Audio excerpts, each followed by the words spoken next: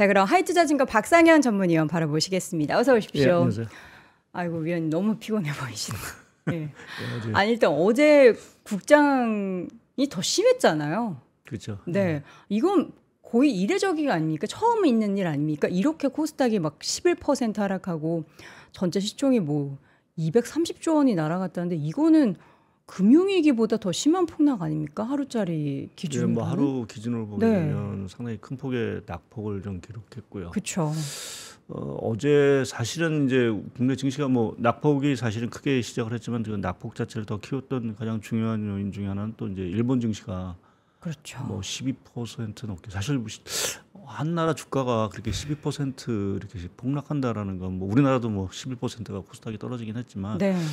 상당히 이제 큰 충격이 왔다라고 봐야 될 것 같고요. 뭐 우리 일부에서 뭐 나라가 망하지 않았는데 이렇게 주가가 급락하느냐라는 어떤 평가에도 사실은 쓴 이런 상황들인 것 같습니다. 네.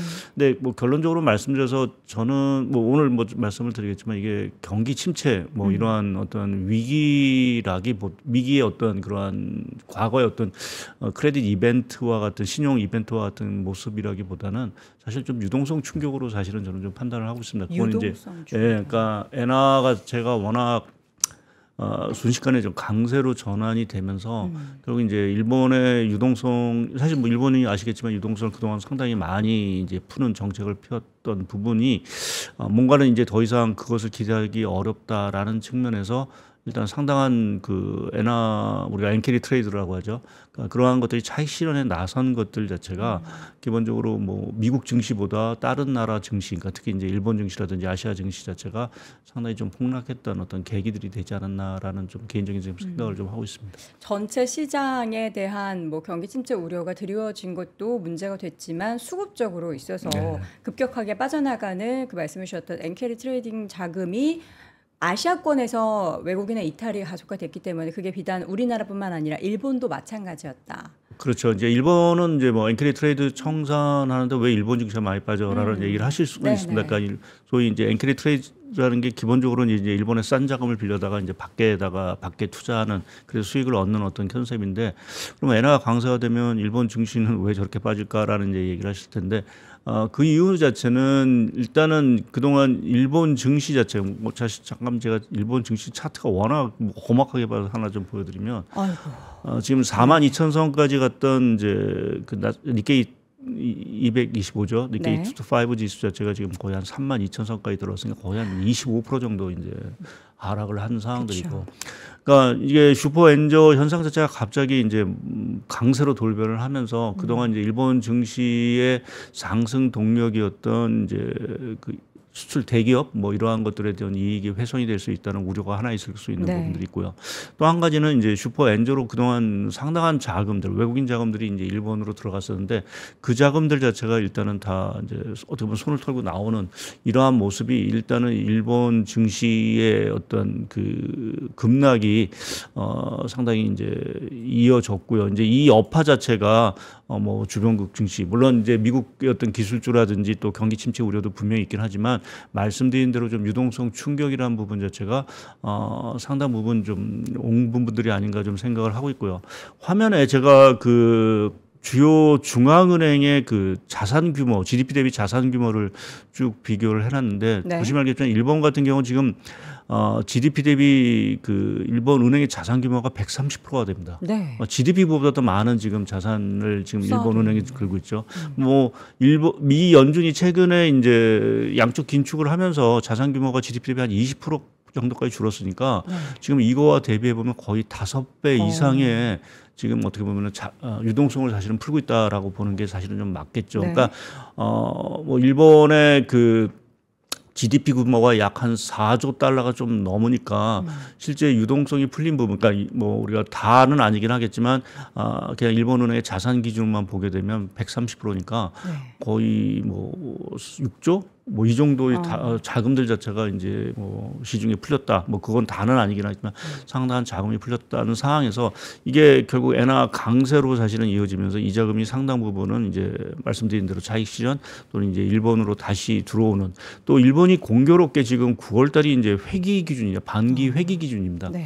그래서 이게 9월을 앞두고 있어서 이러한 어떤 좀 해외에 나가 있는 자금들 자체가 이제 다시 이제 좀 계절적으로 좀 들어오는 시기들이 좀 맞물리기 시작을 했다라는 부분도 조금 이러한 유동성 충격 자체를 상당 부분 좀 글로벌 증시에 타격을 주는 네. 하나의 좀 빌미가 되지 않았나 좀 생각을 하고 있습니다. 그러니까 이제 우리나라나 일본, 뭐 아시아권을 그렇다 손 치면 미국 같은 경우에는 이제 상대적으로 덜 빠지긴 했지만 네. 어쨌든 그래도 연속적인 하락세가 지금 지속이 네. 되고 있습니다.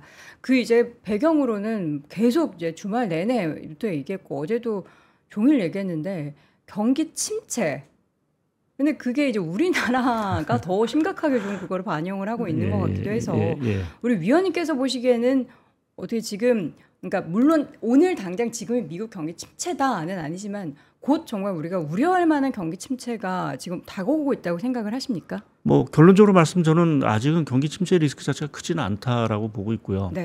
물론 이제 최근에 이제 실업률 상승, 특히 이제 지난 주부터 사실은 이제 뭐 FOMC에서 고용 얘기를 사실은 좀 많이 강조를 했고, 네.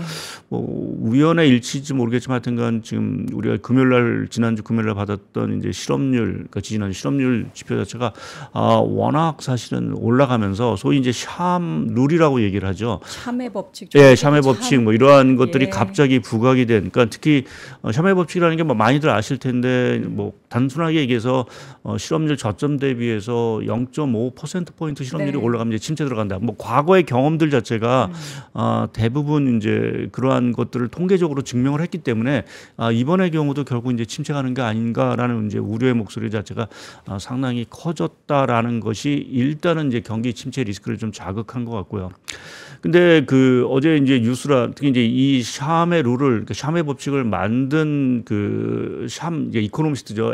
그 페드 자체가 뭐 당장은 본인도 당장은 이제 경기 침체 갈 가능성이 크지 않다라고 이제 얘기를 이제 뉴스에서 좀 밝힌 부분들을 좀 보게 되면 네. 물론 이제 이게 뭐 침체 간다 뭐 이게 완전히 안 간다라고 뭐 말씀하신 건 아니긴 하지만 그렇죠. 여하튼 좀 가능성을 좀 낮게 본 부분에 있어서는 이게 우리가 팬데믹이라든지 이러한 과정을 거치면서 노동시장이 과거와는 상당히 많이 달라졌습니다. 그러니까 네. 지금도 여전히 미국은 뭐 노동시장 자체가 이전에 비해서는 상당히 뭐 공급이라든지 이런 것들이 늘어나긴 했지만 여전히 노동력이 부족에 사실은 시달리고 있는 그러한 상황들이기 때문에 그렇죠. 과거에 이러한 규칙들 자체를 이번에도 적용을 해야 될지에 대해서는 조금 이제 미지수인 부분들이 있겠죠. 그래서 물론 이 법칙 자체가 맞을 수는 분명히 있긴 하지만 이것이 당장 미국 경기의 침체로 가는 어떤 그 뭐 정말 임박한 시그널로 저희가 해석하기에는 좀 무리가 있다라고 좀 저는 보고 있고요. 네. 그 고용 지표와 관련돼서 사실은 저도 이제 뭐 이 자리도 나와서 뭐 말씀을 좀 드렸던 건데 약간 좀 흔들리고 있는 부분은 분명했던 부분들인 것 같고요. 계속 그러니까 다양한 지표들이 있었는데 예. 좋았던 것도 있고 안 좋았던 것도 있었는데 이번에 지표가 어쨌든 숫자가 딱 찍히는 것 자체가 4.3이라는 게 네. 그게 엄청 부담스러운 숫자인가요?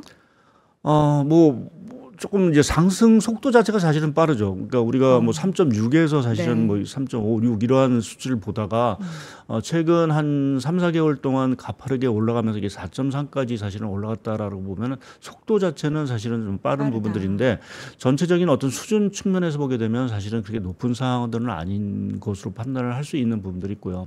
그 또 하나는 이제 우리가 실업률만 사실은 보게 되는데 우리가 그 일자리 수라든지 이러한 것들은 물론 이제 시장 예상치를 하회를 했겠지만 여전히 10만 건 넘는 지금 일자리 자체가 계속해서 이제 나오고 있는 상황들이어서 지금 고용 시장 자체가 완전히 뭔가 붕괴되고 하는 이러한 상황들은 좀 저는 아니다라는 쪽에 좀 판단을 하고 있고요. 또 하나 사실은 제가 좀 이제 그 미국의 경기 침체와 관련돼서 그 좀 중요하게 보는 그 고용 지표 하나가 매주 발표되는 이 주간 실업 청구권 수치입니다. 요 화면에 제가 그 파란색으로 역축으로 사실은 그려놨는데요. 네. 이게 지난주에 상당히 조금 예상보다 사실 또 많았죠. 한 34만 9천 건이 나왔으니까, 그렇죠. 24만 9천 건이 나왔으니까 상당히 조금은 이제 시장 예상치를 컸는데 제가 이거를 말씀드리는 게 과거에 이 주간 실업 청구 건수가 얼마 정도 돼야 그럼 우리가 경기 침체에 들어갔느냐라는 라고 보면 최근 한 3번의 경기 침체를 보게 되면 평균적으로 보게 되면 한 35만 건 이상 정도가 나와야 됩니다. 그러니까 앞으로도 한 10만 건과의 어떤 갭이 있다라는 얘기죠. 그러니까 미국의 고용시장 자체가 둔화가 되고 있는 건 분명하긴 하지만 네. 지금의 뭐 실업률 수준이라든지 또 말씀드린 이 주간 실업 청구 건수의 어떤 수준을 보게 되면 아직 경기 침체와는 상당히 괴리감이 있다라는 부분에서 보면 우리가 당장 뭐 특히 이제 향후 한 6개월 내에 미국 경기가 과연 침체로 갈 수 있을지라는 부분에 대해서는 저는 불확실하다라는 좀 생각을 좀 갖고 있고요. 또 하나 이제 어제 뭐 아까 말씀하셨지만 지금 우리가 ISM 제조업 지수 자체도 상당히 이제 부진을 하면서 이것도 경기 침체 시그널이 아닌가라는 이제 판단을 좀 해볼 수 있는 부분인데 이 최근의 모습을 보면 미국도 그렇지만 전 세계가 보면 사실 서비스업 경기보다 제조업 경기보다는 이제 서비스업 경기 자체가 경기를 사실은 견인해 왔던 게 사실인 걸 다 아시는 거고. 그래서 그 전에는 항상 우리가 제조업 경기가 안 좋아도 서비스업을 보자. 그리고 제조업 지수는 지금 이제 바닥을 찍고 그래도 회복 추세다라고 이야기를 했는데 그 지수가 회복을 안 하자. 시장에서는 또 다른 해석을 하기 시작한 거잖아요. 그렇죠. 예. 제조업 경기 자체는 생각보다 사실은 상당히 부진하다라고 사실은 말씀드릴 수는 있을 것 같습니다. 그러니까 뭐 미국뿐만 아니라 사실 지금 유럽 특히 이제 독일 같은 경우도 제조업 지수 자체가 하반기에 반등을 기대했지만 오히려 좀 더 악화되고 있는 상황들이고요. 또 중국 역시도 지금 제조업 경기 자체가 상당히 부진을 하면서 뭐 중국 PMI 지수 자체도 계속 50선을 하회하는. 그러니까 전 세계적으로 보면 제조업 경기가 잘 살아나지 않는다라는 부분은 저희가 부인할 수 없는 사실인 부분들이고요. 그렇죠. 또 서비스업 경기 자체도 뭐 이전만큼 그렇게 강한 어떤 모멘텀을 좀 갖고 있지는 못한 상황들입니다. 뭐 그럼에도 불구하고 사실은 어제 발표된 미국 서비스 ISM 서비스 지수 자체는 뭐 기준선 이하에서 다시 확장선으로 올라왔고 제가 미국의 어떤 경기 침체를 보기 위해서 요 두 가지 제조업 지수하고 서비스 지수의 그 가중 평균치 한 3대7 정도로 가중 평균치를 그려서 이제 좀 추세를 그려보면 여전히 이게 뭐 50선 언저리에서 계속 이제 움직이고 있는 거의 한 2년 가까이 지금 이제 요 선에서 계속 등락을 하고 있는 상황들입니다. 그래서 미국 경기가 뭐 이렇게 확 나빠지는 어떤 모습을 사실은 좀 보인 부분들은 아니고요. 그리고 또 제조업 지수 자체가 지금 뭐 우리가 위축 국면에 있다라고 하지만 산업 생산이라든지 이러한 것들이 실제 우리가 알고 있는 산업 생산 활동이라든지 투자 사이클 자체가 뭔가 감소세로 돌아서고 하는 상황들은 아닙니다. 그러니까 이건 체감적으로 약간은 좀 기업들이 좀 안 좋은 것 같아라는 어떤 분위기가 사실은 있는 거지 실제 경제 활동 자체에서 뭔가 심각한 어떤 생산 둔화라든지 감소라든지 이러한 것들은 아직은 포착이 되지 않고 있기 때문에 조금 ISM 제조업 지수 물론 이게 설명력이 분명히 높은 부분은 이제 있습니다. 그런데 이것 역시도 최근에 보면 성장률과도 사실은 조금 괴리를 좀 보이고 있고요. 그래서 이전만큼 사실 선명력 자체가 높지는 않다라는 측면에서 보게 되면 ISM 제조업 지수 하나만을 가지고 우리가 경기 침체에 들어갔다라고 보기에는 조금 어려운 부분들이 좀 있는 것 같습니다. 같은 지금 레벨에 있는데도 지금 시점에서는 그 PMI도 그렇고 고용도 그렇고 지금 또 실적 시즌인데 기업들의 실적도 우리의 눈높이에 맞추지 못하자 시장에서는 이거 경기도 안 좋은데 지금은 물론 열심히 돈을 쓰고 투자를 하겠지만 향후에 지금 고용 계속 해고하고 이런 것처럼 투자도 줄이겠는데 곧 줄이겠는데 이런 심리가 좀 그러니까 그 전에 걱정했던 게 다 한꺼번에 발현이 되는 것 같다라는 생각이 그러니까 그런 투자 지출과 관련돼서는 조금 이제 걱정되는 부분들은 분명히 있죠. 이제 이렇게 좀 주가도 사실은 이제 뭐 아무래도 주가가 이제 경기를 이제 선행한 지표 중에 하나니까 사실은 저희가 그거를 무시할 수는 없는 부분들이고 이제 또 AI라든지 이러한 쪽에 수익성에 대한 어떤 불확실성 자체도 사실은 좀 커졌기 때문에 자본 지출이라든지 이러한 것들을 사실은 줄일 가능성은 뭐 저희가 뭐 그것까지는 염두에 둬야 될 부분들인 거는 분명하지만 사실은 이렇게 주가가 이렇게까지 급락할 정도로 자본 지출이라든지 투자 지출을 줄일까라는 부분에서 보면 저는 좀 과도하다라는 좀 생각을 좀 하고 있고요. 이제 그걸 이렇게 보는 부분 자체는 특히 이제 우리가 뭐 매그니피언트 7 뭐 이러한 그 소위 이제 기술 혁신과 관련된 부분에 대한 기대감 자체가 상당히 많은 부분들이고 앞으로도 이러한 그 매그니피언트 7과로 대변되는 소위 이제 기술 혁신과 관련된 투자라는 부분 자체는 산업 패러다임 전환 또 미국의 어떤 경제 패러다임 전환을 보게 되면 사실은 불가피하다라고 저는 보고 있습니다. 그러니까 이전처럼 우리가 뭐 투자를 하는데 레거시 산업들 뭐 전통적으로 우리가 알고 있던 뭐 철강, 자본, 뭐 화학 뭐 이런 좀 중후장대 산업으로 투자를 통해서 성장을 일으키는 데는 분명히 한계가 있는 상황들이고요.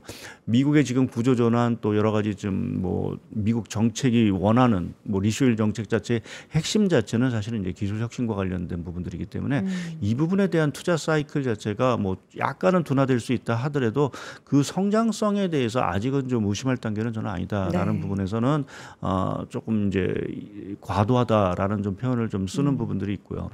또 이 경기 침체와 관련돼서 또 하나 저희가 이제 중요하게 봐야 되는 게 상상기 경기 침체에 그 동반되는 거는 항상 그 제가 늘 와서 그러니까 신용 위기 자체가 항상 늘 동반됐습니다. 대표적으로 뭐 우리가 2001년에 IT 버블에서 기업들이 이제 도산을 하고 하는 모습들이 있었고 또 2008년에는 이제 서프라임으로 인해서 뭐 기업들이 또 파산을 했고 그때 뭐 GM도 파산을 하고 하는 이러한 어떤 대형 파산 사태가 있었는데 지금은 딱히 그렇게 뭔가 기업들이 망한다라는 어떤 신호들 자체가 사실은 이제 딱 보이지 않는 그러니까 신용 스프레드라는 측면에서 요 파란색으로 보이는 이 신용 스프레드 자체가 뭐 최근에 조금 이제 불안 때문에 조금 올라갔긴 했지만 전혀 뭔가 이게 위험을 좀 알리는 이러한 단계는 분명히 아닌 사항들이고요. 또 하나 저희가 좀 다행스럽게 생각을 해야 되는 거는 뭐 기업 빅테크들의 실적이 조금 눈높이에 못 맞춘 부분들이 있긴 하지만 여전히 빅테크들은 뭐 과거와는 다르게 상당한 현금 주동성들을 갖고 있습니다. 그러니까 파산하기가 사실은 그렇게 뭐 이전처럼 뭐 사실상 불가능하다고 보는 게 맞겠죠. 네. 뭐 이러한 측면에서 보게 되면 이제 당장의 큰 신용 위험이 다가오지도 않을 거다라는 측면에서도 보게 되면 우리가 이 경기 침체 이러한 것들이 상당히 뭐 우리가 임박한 어떠한 현실이다라고 좀 판단하기가 조금 어렵다라고 좀 생각을 하고 있고요. 또 하나 조금 요번 최근에 나온 그 흐름 중에서 이제 국채금리 단기금리가 워낙 이제 많이 빠지니까 뭐 이제 미 연준이 금리 인하폭 자체를 상당히 비컷을 할 수 있다는 이제 기대감이 커지면서 이제 단기 금리가 급락을 하면서 장단기 금리 스프레드가 오히려 이제 플러스로 돌아서는 이러한 모습이 사실 좀 나오고 있습니다. 그동안 저희가 장단기 금리 스프레드가 빠지면서 이게 경기 침체 올 거야라는 얘기를 그동안 수없이 해왔는데 오히려 지금 상황은 이제 장단기 금리 스프레드 자체가 이제 플러스로 돌아서는 오히려 조금 이제 성장에 대한 어떤 이러한 기대감 자체가 사실은 좀 커질 수 있다라는 부분은 조금 뭐 아이러니하다랄까요. 근데 또 저도 저거를 보면서 새벽에 기사 내용 중에 하나 봤던 그 분석 중에 과거에 또 경기 침체 직전에 이 장단기 금리 역전이 해소가 됐었던 적이 있었다. 그런 또 분석이 또 있더라고요. 그러니까 지금 이게 그러니까 어디에 사실은 해석을 두느냐에 따라서, 그렇죠. 그러니까 과거에 뭐 우리가 이 장단기 금리 스프레드가 역전이 되면서 미국 경기 침체 올 거라는 얘기를 거의 1년 가까이 했던 저는 기억이 있는데요. 그렇죠.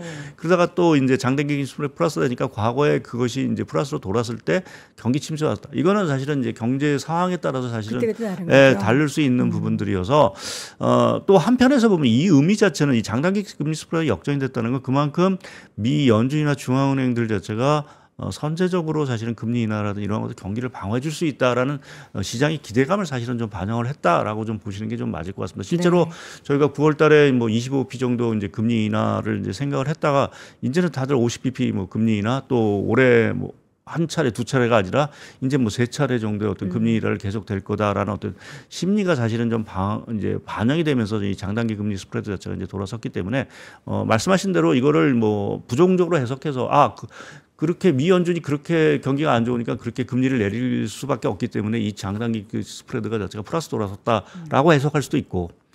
반면에 이제 경기 침체를 막기 위해서 연준이 서둘러서 금리를 내리면서 경기 침체를 막아줄 거야라는 어떤 심리 자체가 반영됐다라고 하면 또 긍정적으로 해석할 수 있는 부분들이 있어서 근데 저는 사실 좀 부졌죠. 그러니까 지금 연준이라든지 이러한 중앙은행 자체의 어떤 지금 금리 어떤 횡보 자체는 저는 사실은 생각보다 좀 빠르다라고 좀 생각을 하고 있습니다. 당초 뭐 이러한 사태가 없었어도 9월에 사실은 금리를 인하할 게 거의 100%였던 사실. 이고 또 다른 중앙은행들이 9월 달에 추가적으로 20비 같은 경우도 이제 그 금리를 이제 추가적으로 내릴 수 있는 그 가능성이 있어서 과거에 비해서는 중앙은행들 자체가 선제적으로 사실은 움직이고 있다라는 부분 자체도 오히려 좀 우리가 어떤 시장의 뭐 이러한 역할 자체가 상당히 좀 강화될 수 있다라는 부분에서는 우리가 경기 침체에 대한 리스크 이러한 것들을 상당 부분 좀 막아줄 수 있는 부분들인 것 같고요. 또 하나 무엇보다 중요한 게 사실은 이제 실물 소비인데요. 네. 사실은 7월 달에 미국 자동차 판매 증가율을 보게 되면 6월 달보다 많이 늘어났습니다, 오히려. 1,520만 대 6월 달에 팔렸던 게 7월 달에 한 1,580만 대 정도까지 올라갔으니까 네. 실제 소비 활동이라든지 이러한 것들은 위축되는 부분들이 사실은 없다라는 거죠. 아까 뭐 샤메 룰을 법칙을 얘기하면서 그것을 만든 분도 지금 미국의 소비 경기라든지 이런 것들이 여전히 탄탄하다. 그래서 당장 이제 미국 경기 침체할 가능성은 이제 커 보이지 않는다라고 얘기했듯이 뭐 계속 말씀드리지만 산업 활동도 그렇고 실물 뭐 소비 활동도 그렇고 전체적인 실물 자체가 그렇게 뭔가 크게 위축되는 모습 보이지 않는다라는 부분은 우리가 그래도 조금 이 경기 침체와 관련돼서는 조금 너무 이렇게 두려움을 갖고 당장 이제 이것에 대해서 공포심을 가질 필요는 좀 네. 없지 않을까. 오히려 뭐 미국 경기가 다소 조금 이제 뭐 이런 표현을 많이 쓰죠. 소프트 패치라고 해서 일시적으로는 어떤 둔화 네. 뭐 이 정도의 흐름으로 사실은 조금 이번 상황이 좀 지나가지 않을까라는 게 제 개인적인 생각입니다. 지금 하나하나 우리가 따져보면은 당장에 그러니까 뭐 다음 달에 혹은 뭐 2달 안에 연말 안에 경기 침체 아직은 아니다 모두들 얘기를 하고는 있지만 시장이 이렇게 공포에 휩싸여 있고 그리고 투매가 나오고 패닉셀이 나오고 시장이 많이 그만 하락하는 가장 결정적인 요인은 뭐라고 보십니까? 예, 뭐 그게 전반적으로 맞물리긴 했습니다. 사실은 뭐 경기 침체 얘기도 나오고 뭐 지금 2분기 실적이 나오면서 이제 빅테크에 대한 어떤 실적 우려라기보다는 향후에 대한 어떤 성장성에 대한 우려가 네. 사실 좀 더 정확한 표현이 되겠죠. 거기다 사실은 올 하반기에 좀 기대를 했던 non-US 경기의 회복 자체가 조금은 이제 오히려 좀 이제 물 건너가는, 그러니까 특히 이제 중국이라든지 유럽 경기 자체가 상당히 오히려 안 좋아지면서 하반기에 어떤 경기 만등 쪽을 미국 위에 쪽에서 사실은 기대했는데 사실은 그게 쉽지 않다. 근데 그나마 또 버티기던 미국마저도 최근에 조금 이제 흔들릴 수 있다라는 것이 어찌 보면 이제 경기에 대한 우려를 자체를 상당히 조금 이제 심화시킨 부분들이 있고요. 또 한 가지는 이 대선 리스크도 사실은 저희가 뭐 빼놓을 수 없는, 그러니까 저희가 트럼프 대통령이 대통령이 될 거야. 대세론 자체가 이제 되면서 뭐 트럼프 트레이드 뭐 이러한 얘기가 사실은 나왔는데 그것도 이제 한순간에 어느 해리스 부통령이 나오면서 갑자기 그 기대감 자체도 어떻게 보면 사라진 부분. 이게 뭐 좋다 나쁘다를 떠나서 시장의 어떤 그 흐름을 주도하던 것들 자체가 상당히 꺼져버렸다라는 것이 또 주가에 어떤 좀 부정적인 영향을 미친 것 같고요. 거기에 결정적인 거는 아까도 말씀드렸듯이 저는 이제 엔화의 같은 강세, 유동성 충격으로 사실은 좀 보는 부분들이죠. 그러니까 이게 공교롭게 지난주에 뭐 FMC에도 있었지만 BOJ 회의가 그 BOJ 회의 자체는 그렇게 매파적이지는 않았습니다. 그러니까 네. 조기 금리를 인상을 했지만 양적 그 완화의 축소 계획들 자체를 시장이 예상했던 것보다는 상당히 장기적으로 끌고 가면서 생각보다는 상당히 좀 결정 자체가 완화적이지 않나라는 쪽에서의 시장 분위기가 있었는데 그 분위기 자체를 상당히 뒤집은 거는 우에다 총재의 기자회견이었습니다. 네. 우에다 총재가 이제 얘기를 하면서 이제 뭐 언제든지 금리를 추가적으로 인상을 할 수 있다. 그러니까 엔을 언제든지 강하게 끌고 갈 수 있다라는 어떠한 얘기가 사실은 나오면서 그거를 빌미로 해서 엔화 가치 자체가 그때부터 급등을 이제 시작을 한 부분들이죠. 그러니까 어찌 보면 사실은 제 개인적으로는 조금은 그 우에다 총재가 사실은 총재를 처음 하시는 분이고 해서 좀 시장의 어떤 심리 이러한 것들을 잘 고려하지 못한 조금 실수가 아니었나 그 발언 자체. 그러니까 엔화 강세를 유도하겠다라는 거는 분명히 알겠는데 너무 직접적으로 시장에 조금 강한 메시지를 주면서 뭐 가뜩이나 조금 불안하던 시장에 대해 죄송합니다. 충격을 줬던 중국에서 이제 NK 청산을 부르는 그렇죠. 좀 뭐 이러한 좀 악순환을 좀 빠뜨리는 부분들이 아닌가 좀 생각을 하고 있어서 저는 말씀드린 대로 좀 엔화 부분의 흐름 자체가 이번 사태에 좀 가장 중심에 있는, 그래서 뭐 경기 침체보다는 엔화가 사실은 더 중요하다라는 이제 표현을 좀 쓰고 있는 상황들인데요. 네네. 이제 문제는 그런 이제 앞으로 엔화가 어떻게 될 거냐라는 부분이 어떻게 보면 시장이 더 이제 앞으로 관심이 되겠죠.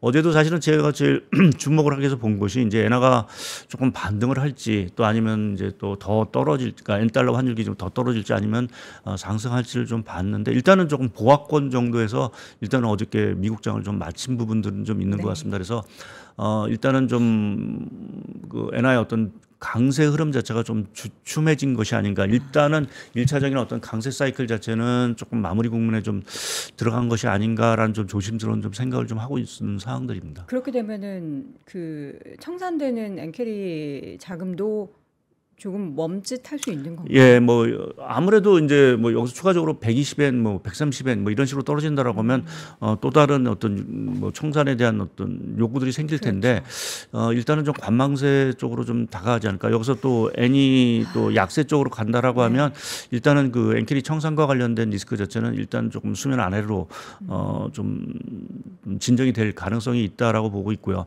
그러면 이제 엔을 조금 추가적인 강세보다는 좀 이제 약세 쪽, 약세 내지는 보합 쪽으로 좀 보는 이유 자체는 일단 어제부터 일본 정부가 이 시장, 금융시장 뭐 워낙 또 많이 빠졌으니까 일단은 좀 시장에 대한 어떤 그 뭘까 관리랄까요, 방어 쪽에 좀 적극적으로 나서는 분위기고요. 그러니까 일본 정부와 일본 은행이 엔화를 사실은 강세를 원했지만 이렇게 단기간에 가파르게 강세가 되는 거를 본인들도 사실은 희망을 하지는 않았을 겁니다. 그래서 이러한 부분을 조금 막기 위한 노력이 좀 있을 수 있는 부분들이 있고요. 또 하나 이제 화면에도 보여드리지만 지금 미일 간의 금리 스프레드 자체가 지금 뭐 일본 쪽은 당연히 이제 금리 인상에 대한 얘기가 있었고 미국은 이제 금리 인하에 대한 기대감 자체가 커지면서 이 미일 간의 금리 스프레드 자체가 상당히 이제 축소가 됐다가 어제를 기점으로 해서 일단은 조금 이제 하락세 자체가 좀 멈춘 상황들입니다. 그러니까 이 통화 정책 어떤 차별화 해소에서 기대했던 엔화의 강세 분위 자체가 일단은 조금은 좀 일딱됐다라는 부분이 자체는 좀 중요한 부분들인 것 같고요. 그리고 무엇보다도 이 차트가 자체는 중요하다고 좀 생각을 하는데요. 말씀드린 대로 뭐 엔캐리 청산도 있고 또 하나 이제 그동안 글로벌 자금들 자체가 엔화가 이제 추가적으로 약세해야 될 거다라는 어떤 심리 때문에 그동안 엔화 약세의 그 어떤 배팅했던 포지션 자체가 사상 최고치였습니다. 근데 이게 지난 한 주 동안 상당 부분 이제 청산이 되면서 이제 좀 엔화의 어떤 추가 약세를 예상했던 부분의 어떤 되돌림이 상당히 있고 아마 요 되돌림 과정에서 엔화가 자체가 상당히 좀 강세 쪽으로 좀 갔다라는 어떤 생각을 하는데 이게 어느 정도는 좀 청산이 됐다라는 부분 자체도 엔화가 좀 추가적으로 강세로 가는 데 있어서는 조금 이제 조금 어려움이 좀 있지 않을까를 좀 생각을 하고 있고요. 그리고 무엇보다 중요한 게 사실은 지금 우리가 통화 정책 갖고만 지금 환율을 얘기하는데 지금 미국과 일본의 어떤 경제 성장이라든지 이러한 펀더멘탈 차이를 보게 되면 사실은 일본보다는 사실은 미국이 상대적으로 더 양호한 상황들입니다. 그래서 그런 것들을 보게 되면 엔화가 여기서 더 강세로 가기에는 일본 경제가 뭐 지금 2분기 정도 지금 계속해서 마이너스 성장을 보이고 있는 상황들이기 때문에 그렇기 때문에 엔화가 여기서 추가적으로 펀더멘탈을 봤을 때는 더 약세로 가기가 조금 어렵지 않나라는 좀 생각을 좀 하고 있어서 어떤 엔화의 어떤 강세 분위기 이러한 것들이 조금은 좀 주춤해질 수 있지 않을까라는 적인 좀 생각을 하고 있습니다. 항상 이제 미국과 일본 간의 금리 차이를 이야기하면서 이제 지금 시점에서는 더 이제 빠른 강세가 나타나면은 부담이니까 좀 안 그러기를 바라지만 결국에는 일본이 금리 인상을 하고 미국이 금리 인하를 하게 되고 하는 그런 추세는 자연스러운 수순이잖아요. 그러면 이제 9월 이후에 다시 한번 또 환율에 있어서의 좀 수급 부담이 있을 수 있지 않을까요? 물론 그러한 부분들이 이제 있긴 뭐 금리 스프레드 자체가 이제 김지기님 부분 축소될 수 있는 부분인데, 근데 이제 일본 은행 입장에서 보면 이제 추가적으로 금리 인하에 상당히 좀 머뭇거릴 수밖에 이제 없는 상황이 됐다라고 봐야 될 것 같습니다. 그러니까 지난주만 해도 뭐 일본 은행 총재가 뭐 언제든지 금리 인상을 할 수 있다라고 얘기를 했지만 지금 분위기를 봐서는 사실은 쉽지 않은 상황들이고요. 상당 기간은 다시 현 수준에서 동결을 할 수밖에 없지 않을까 좀 생각을 좀 하고 있어서 지금의 어떤 금리의 어떤 그 통화 정책의 차별화 해소 이 부분도 사실은 뭐 엔화의 흐름에 사실은 영향을 미치긴 하지만 이제부터는 이렇게 일본 주가가 빠진 상황에서는 사실은 펀더멘탈 문제가 오히려 더 이제 환율 흐름에 더 중요한 변수로 작용을 좀 할 거로 보고 있습니다. 그리고 어제 하나 이제 엊그제 최근에 좀 느낀 게 하나 제가 있는데 뭐죠? 이게 통상적으로 보면 저희가 뭐 환율이 이게 엔이 뭐 엔도 그렇고 원도 그렇고 이게 통화가 강세가 되면 이거 주가가 강세가 간다는 얘기를 많이 합니다. 통화 강세와 주가 강세. 네, 근데 보면 과거에 이렇게 주가가 이렇게 급락을 하게 되면 통상적으로 보게 되면 이제 환율이라든지 이런 것들이 확 올라가게 되죠. 네. 우리가 뭐 이게 세상에 위기가 온다고 하는데 원달러 환율 자체가 강세로 간다는 거는 네. 사실은 이전에는 볼 수 없었던 네. 사례들이거든요. 그러니까 이러한 것들이 경기 침체라는 어떠한 그러니까 말씀드린 대로 어떤 경기 침체라는 것들이 진짜 맞다라고 하면 오히려 원달러 환율은 1,400원 이상 뚫고 올라가는 게 사실은 맞는 부분들이고 엔도 마찬가지일 건데 반대요. 반대인 부분 자체는 지금 워낙 유동성이란 부분 자체가 이 시장 자체를 좌지우지하는 이러한 심인 것 같고요. 또 한 가지는 이제 이게 그동안 시장 자체가 이 액티브 펀드라고 얘기를 하죠. 액티브 펀드보다는 사실은 ETF 쪽으로 사실은 대부분 이제 자금들이 쏠려가면서 네. 이게 투매가 나오게 되면 방어를 해줄 때가 사실은 지금 없는. 그래서 사실은 뭐 우리가 뭐 주가가 빠지면 방어주만 뭐 방어주는 그나마 오른다라는 얘기인데 최근에 주식시장을 보면 방어주의 성장률 개념 자체가 없고 모두가 다 떨어지는 이러한 상황들 자체는 자금들 자체가 워낙 ETF라는 어떤 시장 자체로 다 이게 들어가는 상황들이기 때문에 과거처럼 이게 어떤 주식의 어떤 색깔이랄까요? 뭐 이러한 것들 갖고 뭐 매니저가 이렇게 어떤 투자라든지 이런 것들을 하기보다는 그냥 ETF에서 기계적으로 그냥 매도가 나오게 되면 자 ETF에서 매도 물량이 쏟아져 나오는 이러한 흐름 자체도 최근에 이러한 주식 시장 자체가 상당히 급락이 더 폭이 확대될 수밖에 없는 그런 어떤 수급적인 구조를 좀 갖고 있는 부분들이 아닌가라는 쪽에 좀 생각을 하고 있어서 제가 뭐 아까 환율 얘기도 드렸고 그러면서 대부분 그래서 저는 좀 유동성 이 충격 자체가 상당보다는 시장을 좀 경기보다는 상당히 좀 좌지우지하는 그런 큰 어떤 힘으로 좀 작용하지 않고 있다는 좀 생각을 요새 좀 느꼈습니다. 수급적으로 취약한 부분들이 한꺼번에 꼬이게 되면은 이렇게 급락을 야기시킬 수 있다라는. 그러니까 ETF도 뭐 좋을 때는 계속해서 또 그렇죠. 상승 작용을 일으키지만 또 떨어질 때는 뭐 어느 주식을 가리지 않고 다 이제 매도 물량이 나오는 이러한 좀 과거와는 다른 어떤 수급 구조를 사실 좀 갖고 있는 상황들이죠. 어떻게 그러면은 이제 한 차례 급락은 좀 이렇게 마무리가 될까요? 뭐 이게 좀 다들 이제 우리는 급락을 했는데 이제 반등을 좀 시킬 수 있는 이제 모멘텀 자체가 사실은 딱히 보이지 않는 게 좀 답답한 부분들은 좀 분명히 있습니다. 그렇죠. 그러니까 우리가 금리 인하를 사실은 얘기를 하지만 사실 금리 인하는 어느 정도는 저는 사실은 조금 반영이 된 부분이고 뭐 이미 좀 반영이 된 부분들이 있어서 지금은 사실은 저희가 조금 확인해 나가야 될 부분 자체는 일단 경기 침체는 아닐 것 같다라는 어떤 확신이 드는 지표들을 저희가 조금 확인하는 이 단계들이 좀 필요하지 않을까라는 쪽에 좀 생각을 하고 있어서 요새 좀 말씀드리는 건 한 두 가지 지표를 좀 보자라는 게 아까 서두에서 말씀드렸듯이 미국의 그 주간 실업 청구 매주 발표되는 이 주간 실업 청구 건수 자체가 더 크게 상승하지 않고 그냥 완만하게 유지가 되더라. 그러니까 고용 시장 자체가 더 허물어지지 않을 거다라는 어떤 확신이 하나 필요한 부분들이고 또 말씀드리는 유동성과 관련돼서는 이 엔의 흐름 자체를 조금 더 주시하자라는 쪽에 좀 말씀을 좀 드리고 있습니다. 자, 여기서 그래도 이제 희망의 불꽃을 제가 조금만이라도 한번 찾아보려고 미증시 지금 애프터마켓 시장 계속 보고 있었는데 일단 AI 관련한 소프트웨어 수요가 그래도 계속해서 견조하게 이어진다. 줄어들 기미가 보이지 않는다. 라면서 향후에 상향, 그러니까 실적 추정치를 상향한 팔란티어 같은 경우에는 주가가 14% 급등 보이고 있고요. 루시드 그룹 같은 경우에도 지금 실적의 탑라인을 상회하면서 급등 보이면서 9%대 강세입니다. 이러한 또 각각 기업들의 실적 발표 내용이 시장의 또 심리를 조금이나마 완화시키는 데 도움이 되기를 바라봅니다. 자, 오늘 글로벌 인터뷰 첫 번째 시간 하이투자증권 박상현 전문위원과 함께했습니다. 위원님 너무 고맙습니다. 감사합니다. 네. 박근영, 이선영, 사경인, 염승환 투자 마스터들의 세심한 케어로 건강한 투자 습관을 만드세요. 3프로 멤버십 3프로 앱에서 확인하세요.